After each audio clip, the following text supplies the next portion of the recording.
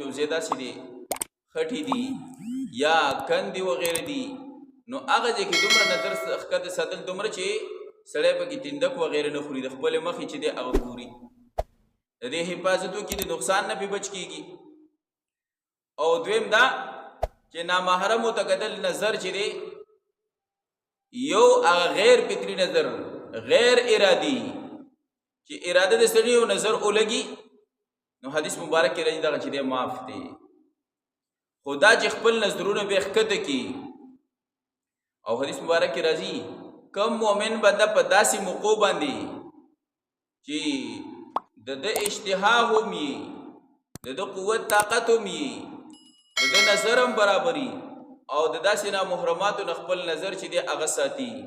د ناجایز ځایونو نه خپل نظر چې دی هغه ساتي د هغې حفاظت کوي نو الله جل شانه به د ایمان داسې چې دی هغه خوږوالی نصیب کړي چې د زړه چې دی هغه به محسوس کړي د ایمان هغه خوږوالی به د زړه ته چې دی الله جل شانه کوز کړي